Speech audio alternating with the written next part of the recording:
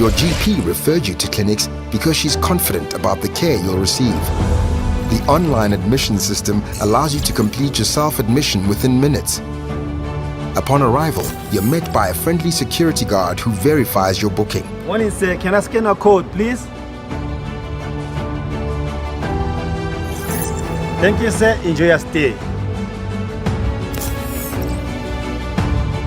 You're welcomed by a brand experience ambassador who directs you to admissions. Good morning, sir. Thank you for choosing clinics. Please follow me.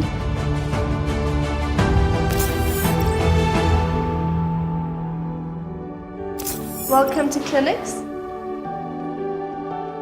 Admissions is a seamless process to eliminate queuing where your patient information is finalized.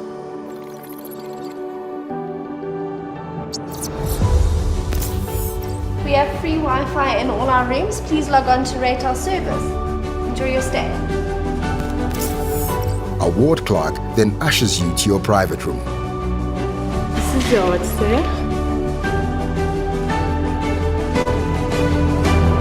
As you arrive in your room, you'll receive a welcome SMS. Our newly designed private rooms come with personalized and complimentary products. For an enhanced experience, a client liaison will show you how to access the gym, salon, library, and recreational rooms.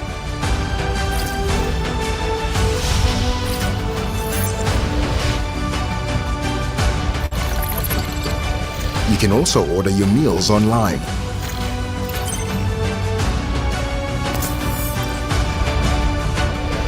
Our state-of-the-art facilities, equipment, and professional staff assures you of our superior care. Post-procedure, one of our medical professionals is at your side with results. It's then your turn to rate our service. Our brand experience ambassador makes your exit as warm as your arrival. Have a speedy recovery. And you're discharged electronically. Our excellent service doesn't end there. Once home, you'll receive a message from us reminding you of your follow-up appointment and confirming your pre-ordered medication delivery.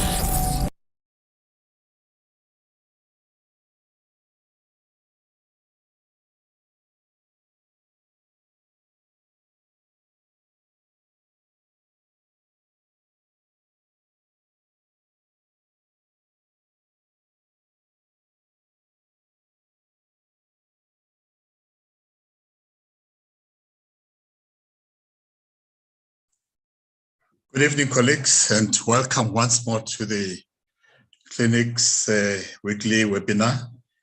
And it's a great pleasure this evening to have you once more back at our weekly webinars. It's been a difficult 2 weeks as we've been having holidays in between, and I think it's been, some people may not be able to join us, perhaps because of the intermittent holidays that we've been having over the last few weeks.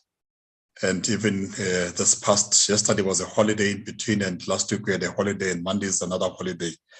So it makes it a bit difficult as we have to navigate between these holidays and organize a webinar of this nature that we've been accustomed to bringing to you every week since the beginning of the pandemic or the lockdown.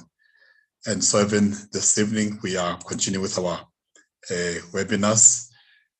And just as our custom is that we request that when you log in, when you get the invitation, do please provide us with your full details, your name and surname, your practice, your medical MP number that you've registered with the HPCSA or any other regulatory body that you're registered with.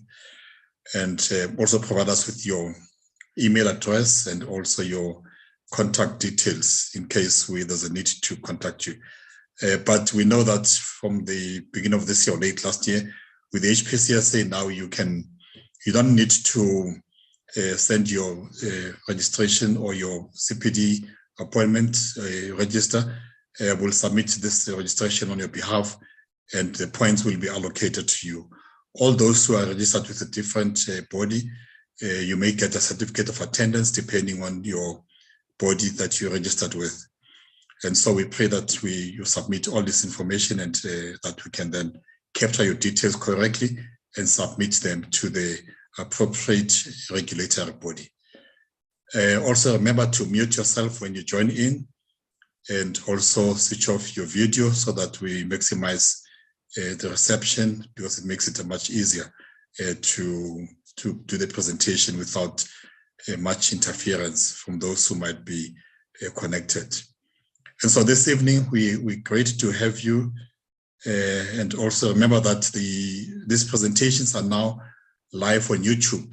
So if you miss the presentation or you want to go back and refresh your memory, you can always go back and check the YouTube videos. There's a link that we sent to you after the presentations on the following day. When we sent you a survey for you to respond and indicate how well the presentation went. If you answer a few questions on the survey questionnaire, that will be submitted to you. And so this evening, we are glad to have Dr. Bongani Mbatha, who is a general surgeon, who is currently practicing at Clinic September private hospital, and in a full-time basis is working at Helen Joseph Hospital, a consultant in the surgery department in the endocrine and bariatric surgery unit. Dr. Mbatha completed his Bachelor of Medicine and Bachelor of Surgery degree at Wits University, and then he did his fellowship in terms of being as a surgeon with the College of Medicine South Africa, got his FCA South Africa, and later on he did a fellowship in bariatric surgery at the Digestive Health Institute in Mumbai, India. And Dr. Mbatha also has a bariatric masterclass in Strasbourg, France, those long letters that he'll explain perhaps. And so this evening, Dr. Mbatha will be speaking to us about surgical interventions for obesity, his pet subject, and we are glad that he's agreed to give us this talk whilst we're still on holiday. And we've interrupted when it was for him to prepare for this presentation. And so, Dr. Mbatha, we are glad to have you in our midst, and we then give you this opportunity to do the presentation, and we'll then have a Q&A at the end of the presentation. Thank you very much for joining us this evening. Thank you very much. Is my screen sharing? Yeah, just sharing, yeah, we can see it, yeah. Okay. Thank you very much for the invitation. My name is Bongani Mbatha, as Dr. Peter has already mentioned. What's the next line? Okay, so I'm currently an endocrine surgeon at Helen Joseph Hospital, also working as a general surgeon in Clinic September. I'm also part of the VETS joint staff, and I'm heading the bariatric surgery part for VETS University. Firstly, to start talking about my journey. So my interest in bariatric surgery started in 2012 when I was still a registrar then, and I developed a lot of interest in bariatric surgery. I didn't really know much about it at that stage, and I also didn't know how to go around developing my interest in that. And just by going around and talking to people, I ended up finding myself going to the LCAT masterclass, which is in Strasbourg in France. That was in 2016. I then went to the university at VETS, and I asked for a sponsorship to do a fellowship, which they granted me the scholarship and the sponsorship. And when I did go to France, one of the things I was doing was to network with the bariatric surgeons there. to find out if there are any places where I can spend time doing a fellowship there. It was so the places that were considered were the UK, the US, and those, unfortunately for those areas, it was quite expensive to do a fellowship there. And luckily, a professor of mine at Wits University, Prof. Smith, recommended a place which is in India. It's called the DHI, Digestive Health Institution, which is one of the places where they do a lot of bariatric surgeries. It's still, even today, the unit which has done a patient with the highest weight in the world. So it's quite a reputable place. So currently, I'm working on the accreditation with Aquilo and Medtronic. Medtronic is not really sponsoring me, but they have a program where they are teaching surgeons all over Africa. And at the moment, they have studied in South Africa. They've already done accreditation for some of the other universities. And I think when we did sit down with a few other universities, the plan was to really, as universities, start looking at bariatric surgery very seriously and give it a thought and be part of the treatment for obesity, basically.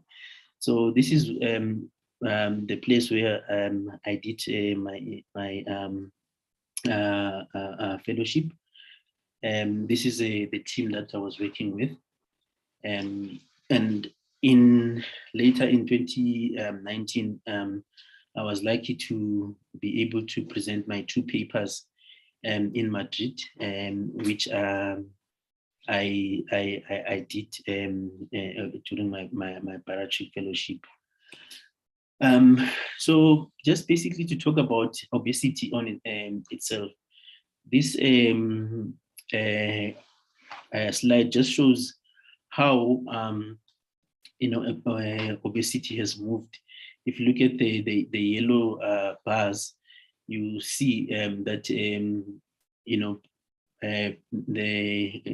terms of the patients with a BMI more than 25, the percentages were, quite low. The highest was the US, which was below 50%. And now, if you look, this was in 2008. If you look at South Africa, we almost coming to almost 70%. And this is a recent one, which also shows that we have really, almost 70% of obesity and overweight in the women population, 39% in the male population. This is another just a demonstration of how obesity has increased in a South African population. At the moment, South Africa is the highest amongst all the African countries. And I think what is more scaring even more is the finding that we are now finding increased rates of obesity even in kids. We all know there's lots of complications of obesity. I'm sure as most of us who are in this webinar are clinical practitioners, you will know that you find a lot of diseases that are associated with obesity. And it's really, sometimes you really think about how can you help the patient, because sometimes you give the patient the treatment of whatever disease they come with, but you're really not able to treat the patient without treating the obesity. And for a very long time, especially in our setting, it's been a difficult disease to treat, and we've really not had any options. And there is a lot of interventions that obviously people have tried, and everyone tries. The community-based interventions are important. The awareness, the prevention is the government would, for instance, come with a sugar tax just to make people not to consume too much sugar. But in terms of how much it works, I do have studies. I didn't put them on the on this presentation. The diet is there's individual-based interventions, which diet, there's physical exercise. With all of that, it works for some people, but for a lot of people, it does not work. And I'm going to demonstrate to you in my presentation why, and not the diet, the physical exercise, and medical management are not as effective. Now, endoscopic treatment is one of the treatments that are coming up now, which show a lot of promise. They almost simulate the surgical management, but they're not as effective as the surgical management. And sometimes they're used as prior managements before surgery. So, all right. So the role of surgery, because of time, I'm just going to skip this. So, what is the basic mechanism of surgery? So, there are four basic mechanisms. I think most of us will know about the restriction and malabsorption. There is another physiological part of a bariatric surgery, which I'm sure that a lot of people are not aware of this. And the physiological part is what makes the surgery to be more effective than any than the restriction and the malabsorption. So we'll talk about the enteroencephalic endocrine axis, which has to do mainly with so there's a hunger or appetite stimulation, which is regulated by ghrelin. Ghrelin, we call it the hunger hormone. Neuropeptide Y, which works hand in hand with a ghrelin.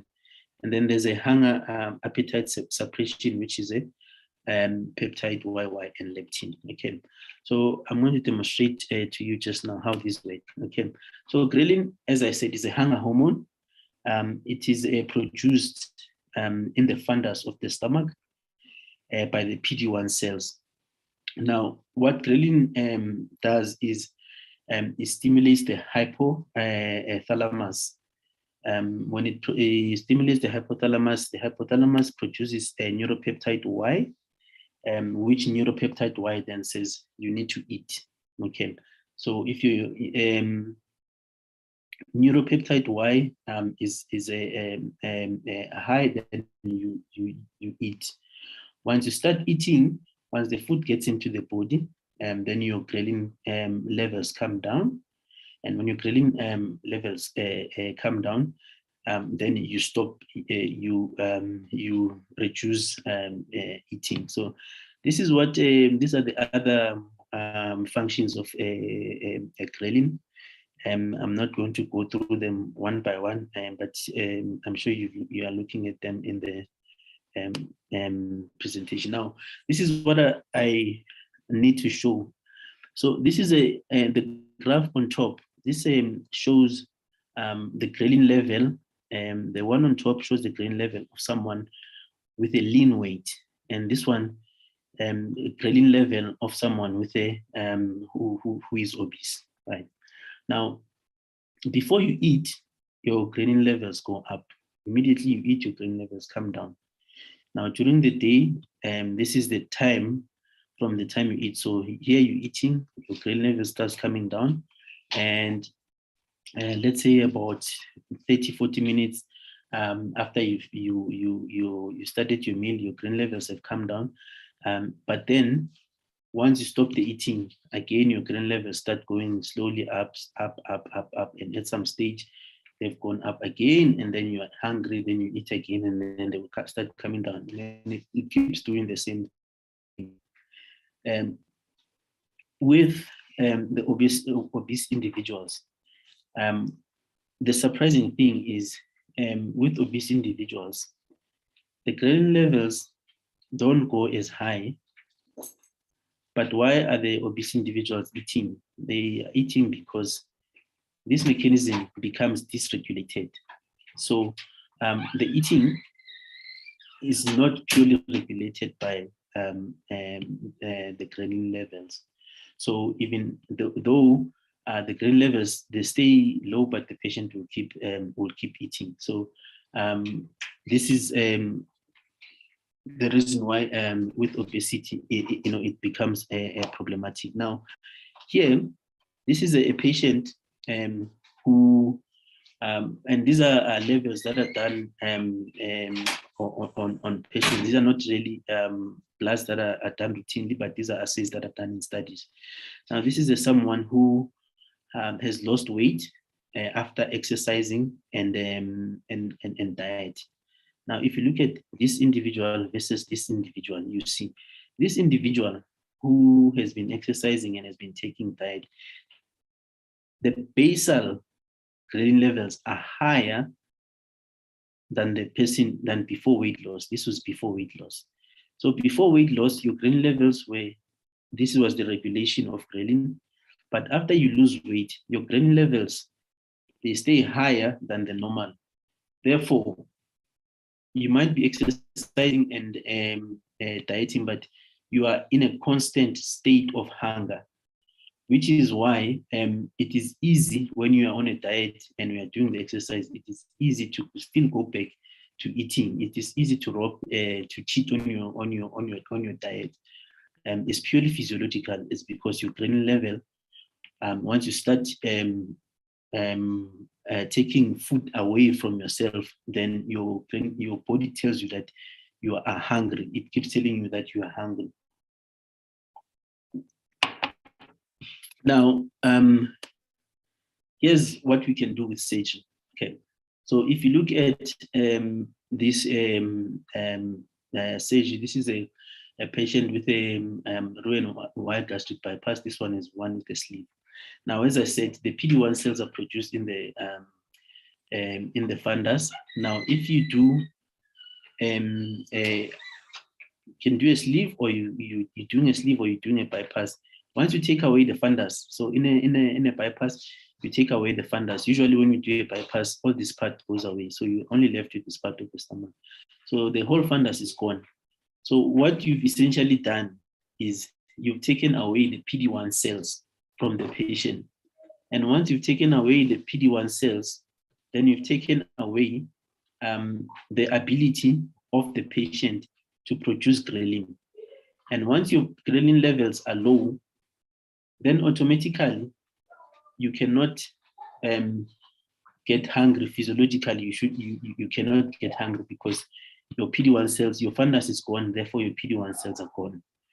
That's the first part of how bariatric surgery will help you.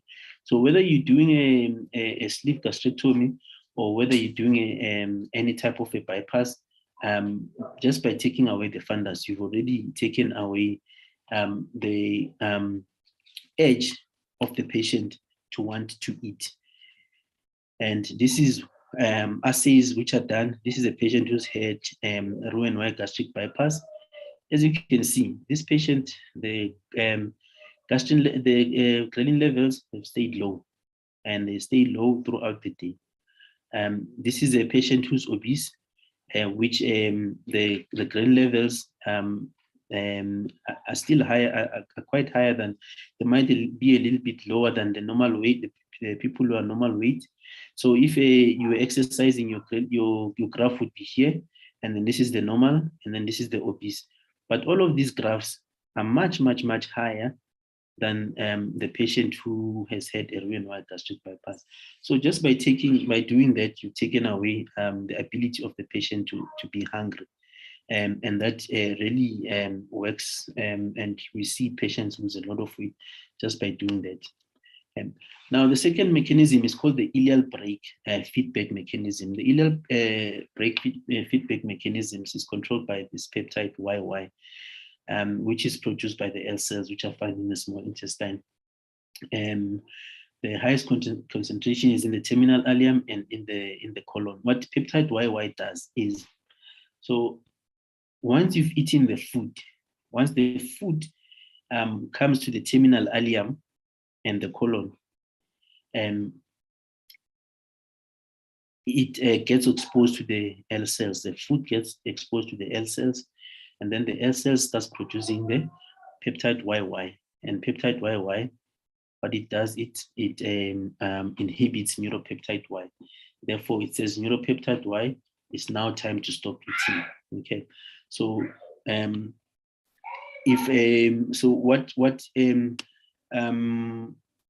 this might be a bit maybe complicated slide, but what so if you are bypassing a patient, all right, so you bypass a patient, let's say, let me just use this one.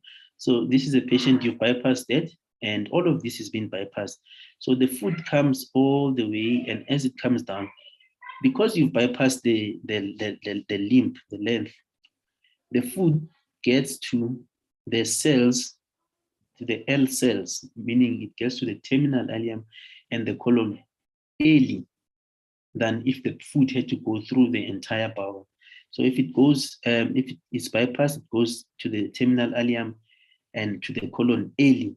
And when it goes to the terminal ileum early, it means it gets exposed to the PYY early, and the patient stops eating early. So now you take you've taken two things away. So the ability of the patient from eating by reducing the level of the ghrelin, and by bypassing a limb, you've now made the patient the food to get to the PYY rich area early. So the patient eats less and stop eating early. Okay, and it also works with a sleeve gastrectomy, because with a sleeve gastrectomy, although you're not bypassing a limb, but because the stomach is of smaller caliber, therefore you are not storing food for a long time. So the gastric emptying is quicker, and if the gastric emptying is quicker, then the food gets to the terminal ileum early.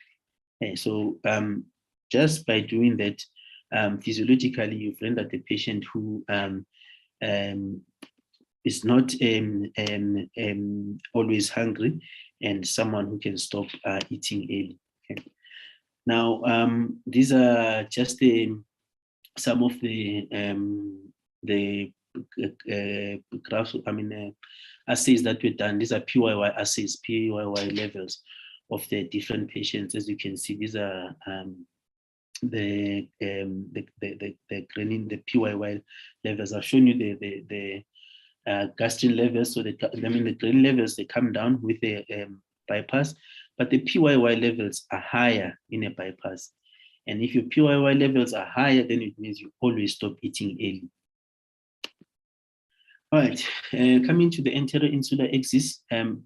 This is controlled by glucose-dependent insulinotropic peptide and glucagon-like peptide. These are the part where, for medical treatment of obesity, this is the physiological mechanism that is used. So this also regulates the weight, and also regulates the glucose, and which is what makes the patients resolve in diabetes. So if you look at the first part that I explained, so that is not touched by medical treatment, it's not touched by exercise, it's not touched by diet.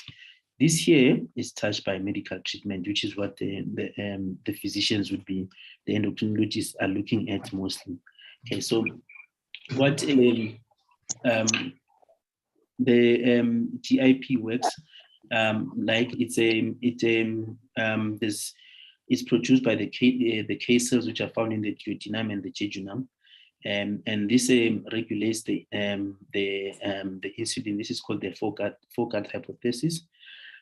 So when you have the GIP levels that are high, you get your insulin regulated, and your GLP-1. GLP-1 it increases insulin sensitivity to pancreatic cells and alpha and beta cells. These two. So what if you have bypassed the part of the duodenum? Then you get your food to the L cells, and then that really it regulates your diabetes. Now, this is just a schematic diagram, which shows everything that I've just tried to explain, and I hope that it was not too difficult to understand, but it really makes you understand how surgery works. A lot of the patients, when we do patients that are diabetic, immediately post-op, we've not had patients that post-operatively have needed to have their anti-diabetic medication. So because of that mechanism that I explained to you, so all the patients, and it's when you operate on the patient, you don't necessarily expect that immediately post-op the patient will lose weight, but the patients do not need treatment for diabetes immediately post-op. In terms of the other things, your hypertension and your other things, those are regulated with time. Now, how do you decide which operation to do on the patient? It is dependent on what is your goal of treatment. The goal of treatment may be you just want weight loss, or you want weight loss with treatment of the other comorbidities. Now, in terms of weight loss, how much weight loss do you want? Because if you want a higher weight loss, you may do a different procedure. If you want a lower weight loss, you may do a different procedure. Okay, so this is a sleeve gastrectomy, which is an example of a restrictive procedure, as I explained before. So restrictive procedure, so the stomach has been cut away. So that's all you do in a sleeve gastrectomy. So the food comes in, and then it goes into the stomach, and then it goes all the way.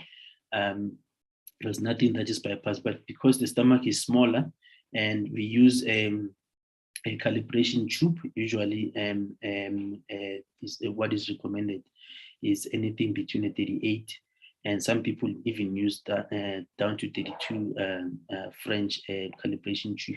So really, you can imagine that is quite a small tube of stomach, and the food just goes through.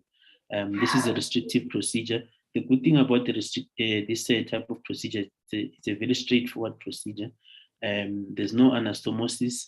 All you're doing is you're cutting part of the stomach, and it also works very effectively with the patients losing more than 50% of excess body weight.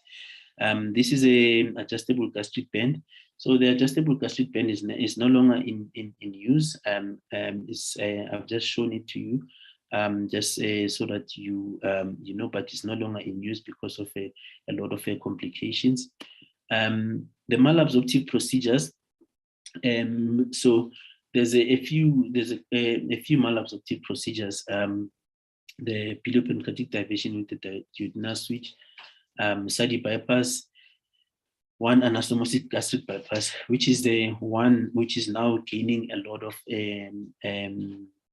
momentum at the moment, simply because it's a straightforward bypass. It's got one anastomosis, and in terms of the leak rates, it says it will be much lesser than a Roux-en-Y gastric bypass, which has two anastomoses, but it's a strictly malabsorptive procedure.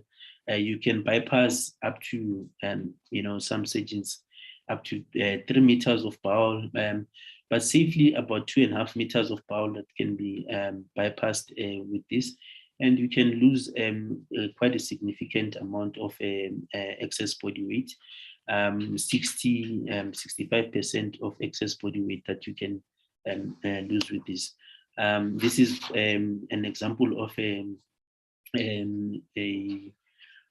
combined malabsorptive procedure, which you see it's the bypass is really down distally, and that is a strictly malabsorptive procedure. Then the combined procedure, the most common one, which is what is being used by most surgeons at the moment, is the Roux-en-Y gastric bypass. So the most common procedures that are done at the moment is a sleeve gastrectomy, Roux-en-Y gastric bypass, and now the one anastomotic gastric bypass is gaining momentum. The Roux-en-Y gastric bypass, so you leave a small stomach and you bypass the jejunum, the small intestine. So the duodenum and the first part of the jejunum is bypassed, and then depending on on your BMI and what weight you'd like to what excess body weight loss would you like, you might bypass a bigger BP limb. A BP limb is a biliopancreatic limb. You may make it shorter, you may make it longer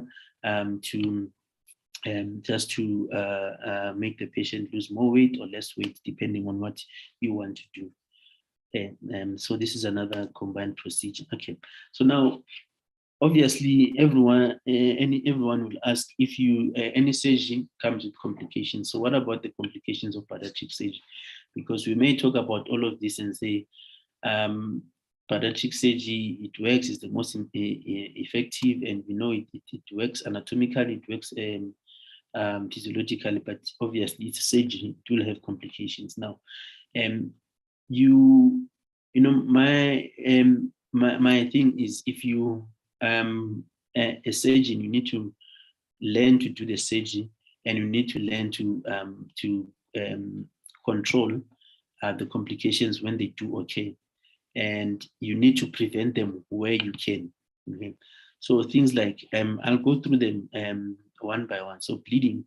So in terms of the bleeding that usually occurs is at the staple line. Now, if the bleeding occurs at the staple line, so there's two different types of surgeons.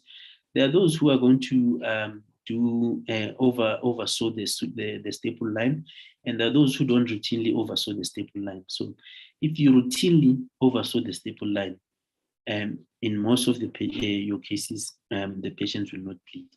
And those who don't oversaw the staple line, if a patient bleeds, then you will oversaw the staple line. And most of the bleeding occurs during the surgery, and you can see. And what is important is that you need to be able to make sure that by the time you are closing the patient, there's no bleeding. You don't see any blood, because if you see any blood that you're not sure where this blood is coming from, unfortunately, the patient will bleed. So you need to make sure that by the time you leave the abdomen, there's no bleeding. And when you are not sure where it's bleeding, just oversaw your staple line. In most of the cases, the bleeding will stop. In terms of the gastric leaks, the gastric leaks may occur. In terms of the leaks, your sleeve tends to be the one that may leak the most, because when you do a sleeve, you have a tubular stomach, and your pylorus is still intact, so you do tend to get a bit of a high pressure system. But the way you make sure that you don't get a leak is by making sure that at the incisura, your staple line, and I think this is a surgical technique which, if for the people who are not surgeons, probably will not understand, but there's a way in which you put your staple line to prevent a leak. Again, if a leak does happen, what is important is that the patients need to be monitored very well post-operatively, and if there's any problems, relux needs to be done as soon as possible. Reflux happens with the sleeve gastrectomy again, because as I said, with the sleeve you get an intact pylorus, and if you have a hiatus hernia, then the food will reflux because the pylorus is still intact. But to prevent the reflux, you do a Roux-en-Y gastric bypass or any type of the bypass. The gastric remnant distension, this is not something that is common. It may happen if you have a gastric fistula. The stomal stenosis, this you get with a circular stapler, but most surgeons don't use a circular stapler, we use a linear stapler. So the stomal stenosis is not really something that you get so much anymore. The marginal ulcers, you know that with a one anastomotic gastric bypass, you can get stomal ulcers because you leave your residual stomach a bit lower than your Roux-en-Y gastric bypass. So these patients, they need to have regular gastroscopies post-operatively. Cholelithiasis is a complication not of the surgery, but a complication of weight loss. Is a complication of weight loss, whether you're losing weight by diet or you're losing weight by medication or by surgical treatment. What we do know is that patients can get this. So if there is ways of presenting by giving medication for that. But routinely, all patients that go for surgery, they will have an ultrasound before, so that if they do have stones, then they will have a cholecystectomy before.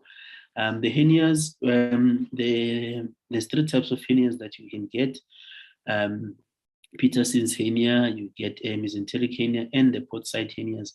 The first two hernias are prevented by closing the defects when you're doing the surgery. So you make sure that the defects are closed properly. Now, when it comes to the port side hernias, it becomes difficult to close the port sides, especially because the fat layer is quite thick. So to get into the sheath does get a bit difficult, and you are not able to close the fascia properly when you're doing the surgery open. But there are port closure needles that you can use, which you can close those. And there's the short bowel syndrome. The short bowel syndrome is it doesn't happen so commonly now, but it used to happen before, especially with those old surgeries, the duodenal ileal bypasses that were done before. These were quite patients used to lose a lot of weight, and it was quite problematic. You don't get that so much anymore because these surgeries have been really studied, and the complications, there's ways of preventing the complications. Dumping syndrome, again, if you teach the patients how to behave post-surgery, you teach them before the surgery how to behave post-surgery, what to eat and what not to eat, you're usually able to prevent the dumping syndrome. The metabolic and nutritional derangements, those ones, iron deficiency, so all those ones are prevented by giving supplements post-operatively, routinely giving post-operative treatment. So the post-operative hypoglycemia, so the immediate post-operative hypoglycemia, you obviously, when patients are in the hospital, you watch those patients, and post-operatively, you make sure that when they do go home, they get proper hydration, they get proper nutrition. So by getting a proper dietitian, nutritionist, you make sure that post-operative, these patients don't have that change in bowel habits. It's something that is sort of expected. Failure to lose weight. This it can happen in some of the patients. And when a patient fails to lose weight, then there is an algorithm of checking why is the patient lose weight. That's why when it comes to this, you don't always just operate on a patient that comes to you because they are overweight, and then you operate on every patient. So you have to look at, have you diagnosed the patient correctly? Is the patient obese because they have an eating disorder? And even after you've operated on the patient, you've operated on a patient that has an eating disorder or has an endocrinological disorder, and having operated on the patient, you have not treated the patient. So these are things that you don't work alone as a surgeon. You always work with your dietitian. You work with your endocrinologist, the psychologist for those patients that need to be referred. So you have a proper team of patients. The cirrhosis, again, not very common anymore, because this can be because of nutritional deficiencies. But we now know that because with the surgery you are able to treat the hepatosteatosis, then you do prevent cirrhosis in a lot of the patients. Now, this I just want to show a study. This is just what I want people to take from this is the patients that will benefit from, everyone can benefit from surgery, but there are ways in which you can make sure you optimize your patient. I'm going to start from the bottom, not from the top. I'm going to start from here. So here, if you look here, a patient with who is diabetic this is a patient diabetic for more than 8 years, patient who's diabetic for 4 to 8 years, patient who's diabetic for 1 to 3 years, and a patient who's diabetic for less than a year. Now, what you find is that in terms of who benefits the most from the bariatric surgery, if you've been diabetic for less than a year, your remission is almost 100%. Now, the longer you wait, your remission, it's in this study, it was about 25%. And this is one of the studies. There's other studies that have looked at this and have shown this. So when most people believe that you must send patients who have done everything and they are failing, actually, when a patient meets the criteria for surgery, they need to be referred for surgery, irrespective of whether they've been struggling with the weight loss for a long time, or for a year, or for whatever number of years. When a patient is picked up and they have the indications for surgery, they should be sent for surgery, because the longer you wait, this is a patient with this diabetic remission. So only about 25% remission if you wait for long. Now, C-peptide is an assay, which is so you check the patients with a higher C-peptide, so C-peptide of more than 5, those patients, the remission is much higher. So C-peptide, it basically shows how alive your pancreas is. So if you've been diabetic for long, then most of your diabetic, your pancreatic cells, your beta cells, alpha cells have been almost digested. So by the time you do the surgery, your C-peptide level, if it's low, if it's less than 2, then you see your remission level is about 19%. And if your C-peptide levels are higher, more than 5, then your remission level is up to 72%, which is high. Also, for patients with a BMI of more than 42%, bariatric surgery, this one is obviously straightforward. patients who on treatment with insulin. So if you are not on treatment with insulin, your remission is better. Here there was no correlation. The p-value was more than was not significant. Your HbA1c, okay. So if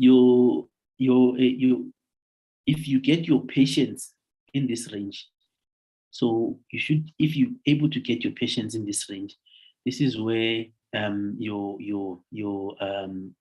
glucose remission is more optimal.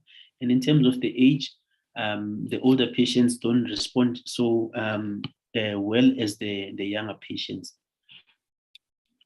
Okay, so this slide I'm just going to skip, but what it shows is how long bariatric surgery can maintain a patient. So in terms of so if you're on diet or you're exercising or you're on medical treatment, once you stop those things, you start regaining weight. But with the surgery, you maintain your weight for longer.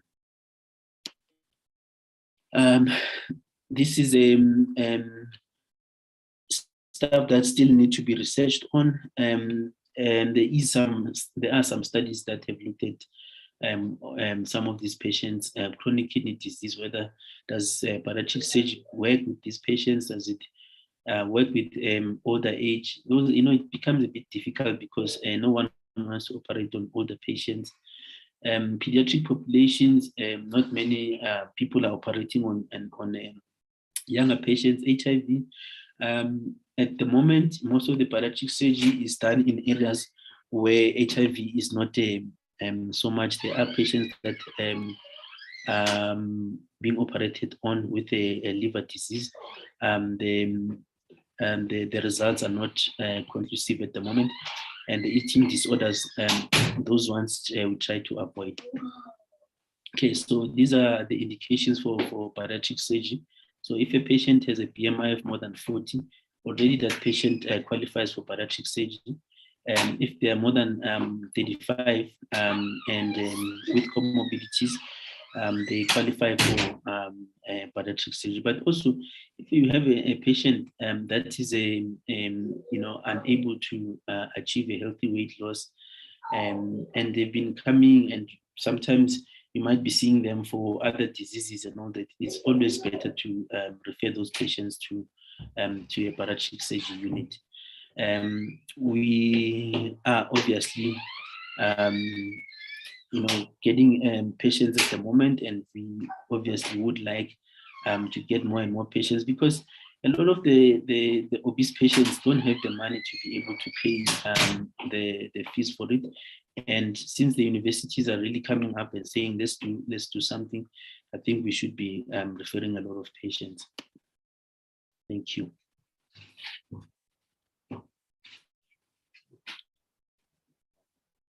Hope I didn't take too much time. No, you're quite in time. No, quite perfect. You slotted in the presentation quite well into the time allocated. There's sufficient time for discussion too. And I just want to thank you very much, Dr. Mbatha, for this exciting presentation. I think it's new information that you've gleaned from the presentation. It shows that you spent quality time and valuable time that you were at Mumbai, where you trained with some of the best in the world. When you're presenting, I was just wondering, when are you going to show us the indications for bariatric surgery? But I'm glad that you kept it for the last, because when you said when you're showing the slides for remission, I was wondering, are these the indications for bariatric surgery or not? But I think you covered that well. At the beginning, you spoke about the ghrelin, and I must say something for me, maybe pardon my ignorance about the ghrelin. But it's a new discovery, something that has been there for some time that we never given much attention to. But you indicated that with the ghrelin levels, for those who are obese and also exercise, that it's high in those who exercise, but they may not even lose weight even with exercise because of the ghrelin factor. But the obese ones, the ghrelin levels are low. maybe if you go through that again, so that just to show why people do gain weight, and they stay. Those who are obese, they stay like that.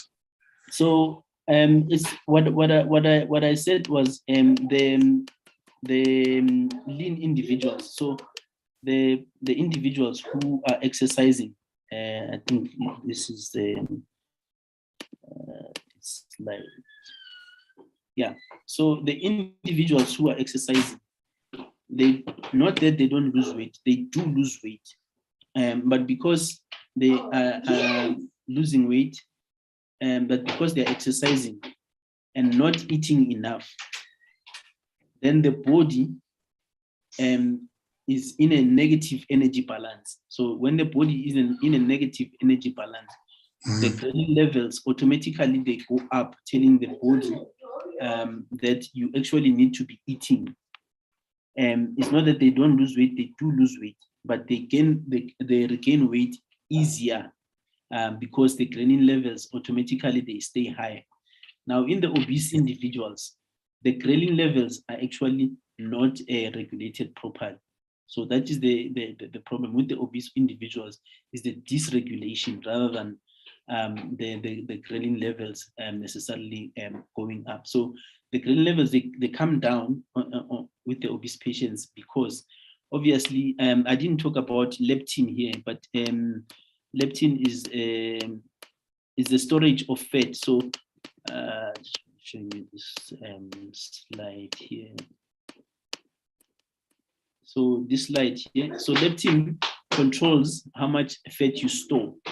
So if you have a high fat storage, automatically you are in a positive energy balance, and therefore your ghrelin levels they stay lower. But unfortunately, when you're obese, the ghrelin levels are not regulated properly. They tend to lose to eat a lot and store that fat. Yes. Oh, okay. No, thanks a lot. I will open this for questions. I think the one question is, in case of surgical failure, is it possible for alternative surgical methods? No. Surgery fails, can you look at other options?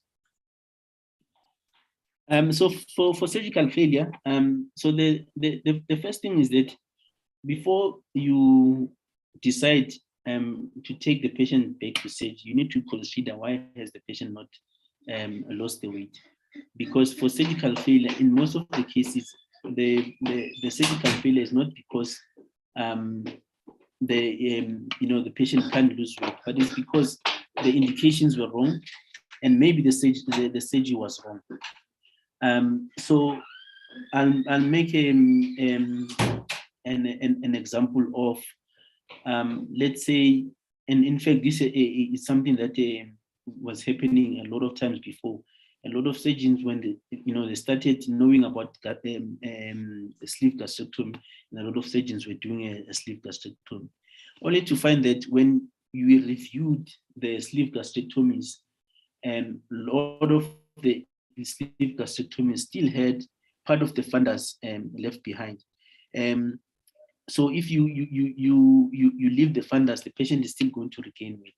So before you operate on the patient, you need to do, for instance, once you've now decided, was this because of diet failure, or was this because the stomach has now distended?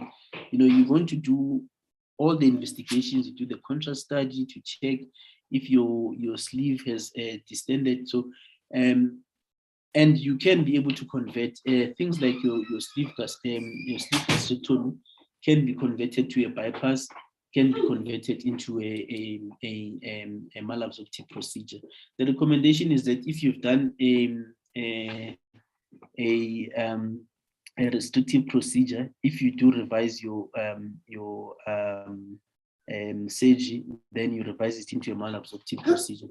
But you always, I think the most important thing is you need to be able to know all the procedures and not just know that there is one procedure that can be done that makes a lot of patients lose weight, but you need to be able to know all the procedures, especially if you're going to be in a center that does the procedures. Oh, so I lost my screen there for a minute. Okay, no, thank you very much, Dr. Mbatha, for that. I mean, a follow-up to that question. In case of, do you work in collaboration with other physicians or professionals? I see that your unit is an endocrine unit. You work with the endocrinologists, in the physicians. And what about the other weight loss centers? I mean, recently, I think was at an exhibition, and there were this weight Wonder Slim unit. They are bringing new products. And how much of the where do you say? Do you start there first? I know that you gave us the indications. Would you advise anyone, one of the clinicians sitting here or in this webinar, to say try something else? I know that you said, the longer you wait there, the more difficult it is because there are lots of remissions. But because normally we're told that surgery is not the first option. Would you then encourage, even with those indications, to say try non-surgical interventions first?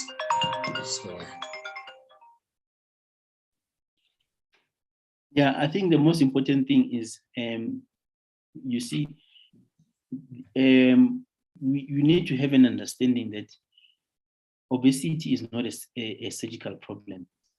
So if you're going to operate on every patient that comes in because you're working alone as a surgeon, then you know that you're doing the wrong thing. So when you are deciding on doing bariatric surgery, you always need to work as a team. So there always needs to be an endocrinologist, there always needs to be a dietitian, and there always needs, you need to have a team. You need an intensivist. If you do get a complications, you also need interventional radiologists and all. So this is not something that, and I think that the most important thing is when you sit together and decide that this patient needs surgery, not a surgeon deciding that this patient needs surgery. It needs to be decided amongst the multidisciplinary team, which is what we have started. And if you're operating without the multidisciplinary team, you are going to do the wrong things. So I think and it's everywhere in the world where this is done, there's always a multidisciplinary team. When we are doing a multidisciplinary team, everyone needs to have the knowledge of what everyone is doing, so that at the end of the day, we come with the right indications and we do the right things for the patient. But you can't work alone, unfortunately. Okay. No, thank you very much.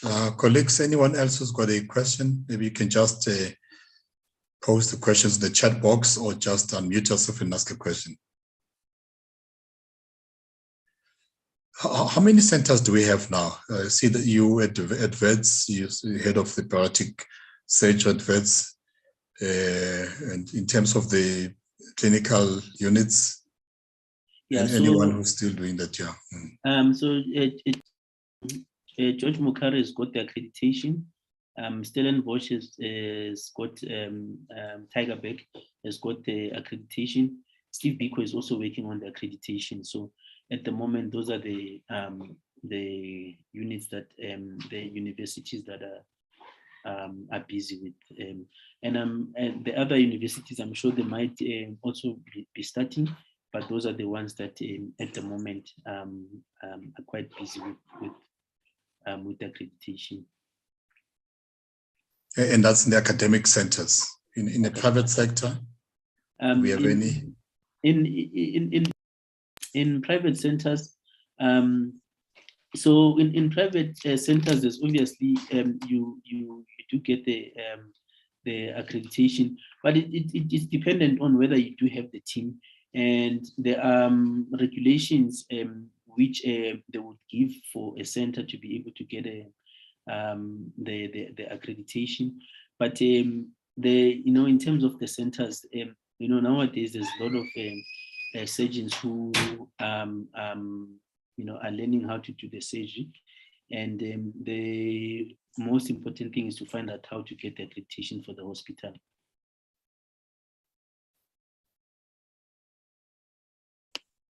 What about this?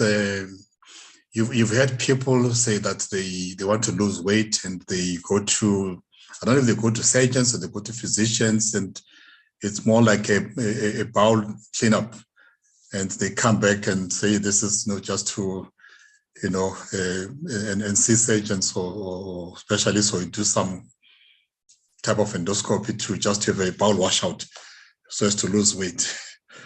You heard about that, and how does it work?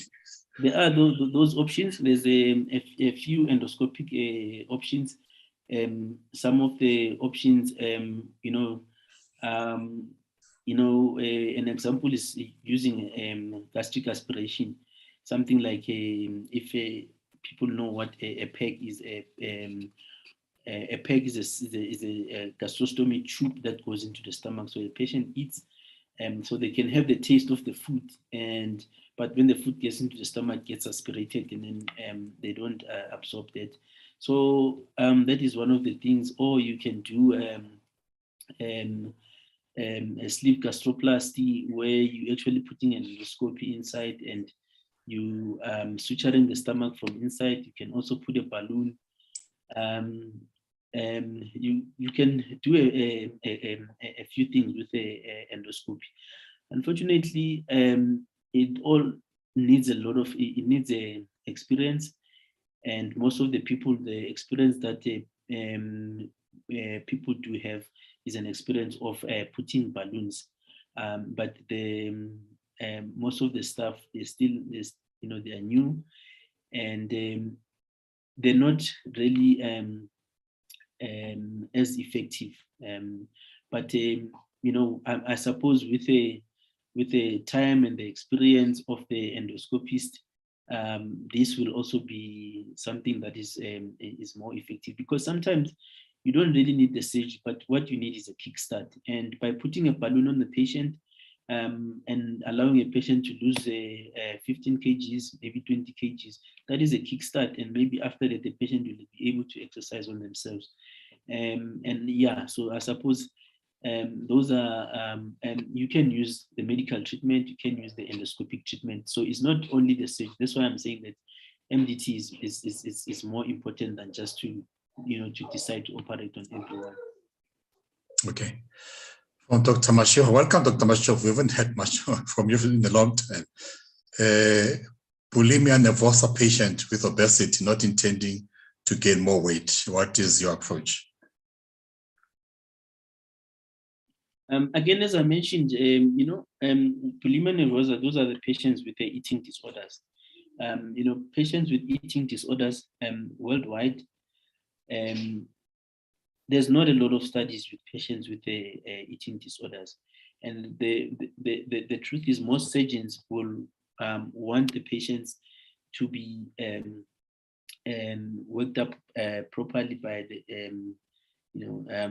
the psychiatrist, the psychologist, the dietitian, and see if there's a way of working around it. But I cannot say that I know any surgeon who has good experience on bulimia nervosa, because again, most people would rather, if there was a certain medication that could, stop the patient to have an eating disorder, then once you know that psychologically they are stable, then you can operate on them. Then that is a better solution. Because if you just operating on the patient and the patient has an eating disorder, and they're not going to be able, because you need to be able to stick to the diet. Because again, if you're not sticking to the diet post-operatively, patients will come back with abdominal pains, with a lot of other issues. Yeah, no, thanks for that response. I don't see any other question, and there's no one who's got the hand up. I just want to take this opportunity to thank you very much, Dr. Mbatha, for this presentation to handle such an important topic of obesity. As you were showing us the slides that we are amongst the top ranked countries with the problem of obesity. It's a big problem in our country. And as indicated that once you need to check the indications, and are those patients who meet the criteria for surgical intervention, they need to be referred as quickly as possible. But also that you're not working alone. It's a multidisciplinary approach team that you work with the endocrinologists, the dietitians, and other colleagues in the team to make sure that we manage the social ill that we have in our country. And that government has tried to intervene by introducing the sugar tax of some kind. But it is still a big problem that we need to do. And I don't think you've discounted exercise as one of those interventions that you can still embark upon, that, you know, we still need to exercise. But just want to thank you very much for this presentation, and also for taking your time out of your family time to come and give this presentation. As indicated at the beginning, that we're actually on holiday this past week, and you had to work on this presentation whilst on holiday, and we thank you for indulging us. And just on behalf of Clinics Health Group, we just want to thank you. I know that Dr. Kinoshi is here, our Chief of Operations. He's agrees with me about your time that you spent with us, and also being part of Clinics Health Group, also working at September Hospital. And also to thank all the colleagues who've joined us this evening. I know it's a bit difficult, you know, in the midst of all these holidays, that you were able to make time and be part of this weekly webinars, and especially this evening. And to thank Kamu and Togo for working in the background to make sure that we get these weekly webinars and get the presenters available and organize them to be here on time and to share us their details. And also Zoki, who's part of the team, also from time to time, who manages the background for this logistics. Thank you, colleagues, and have a good evening. Thanks.